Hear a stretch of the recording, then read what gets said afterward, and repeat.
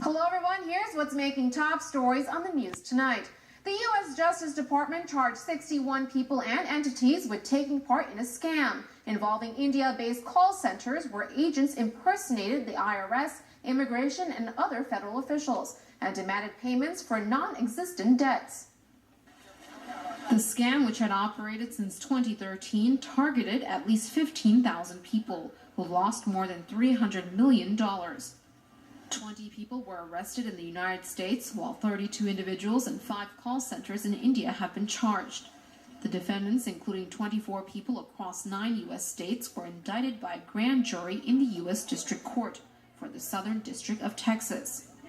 U.S. Assistant Attorney General Leslie Caldwell said at a news conference that the United States will be seeking the extradition of those based in India and warned others engaged in similar schemes. More than 15,000 victims, including many new immigrants to the United States and the elderly, were targeted by a complex fraud scheme involving a network of call centers originating in India.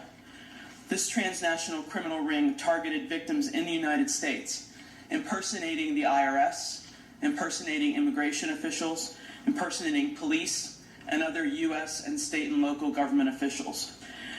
These individuals demanded immediate payments from the people they called to avoid deportation, to avoid arrest, or to cover supposedly unpaid income taxes. In the process, these criminals took hundreds of millions of dollars from this scam alone. The victims included people all over the United States. As I said, they targeted primarily immigrants and the elderly. These crimes took place in the United States. And under our laws, we have jurisdiction over fraud that essentially occurs in the United States, whether the perpetrators are inside or outside the United States. So these people are calling the United States. That by itself would give us jurisdiction.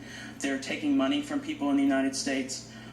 They are engaged in various financial transactions in the United States to get that money back to the scammers. So the bulk of the activity, really all that happens in India, is the calls. And the bulk of the activity that's happening in this case is in the United States.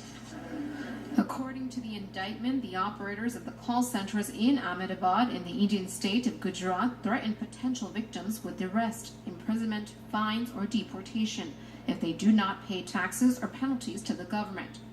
Payments by victims were laundered by a U.S. network of co-conspirators using prepaid debit cards or wire transfers, often using stolen or fake identities.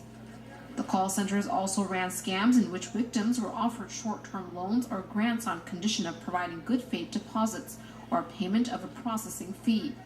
The investigation involved Immigration and Customs Enforcement, Treasury, Homeland Security, U.S. Secret Service, and police officials.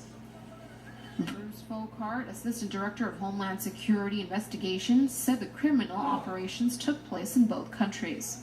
This multi-agency investigation, which began in 2013, revealed that a transnational criminal organization was operating both here in the United States and overseas in India, making hundreds of millions of dollars. Today, we have arrested individuals in the United States as part of this scheme, and we will continue working with our foreign law enforcement partners to pursue additional people indicted in this case who are in India. Russell George, U.S. Treasury Inspector General for Tax Administration, warned Americans not to let their guard down. Do not, Americans, let your guard down. Notwithstanding the success of the arrests in this operation, these people are persistent. And so if you get phone calls, and I do expect that these people are resilient and will not give up, my advice to you is to just hang up and follow up with reports to TICTA and other law enforcement agencies. Turkish prosecutors have ordered the detention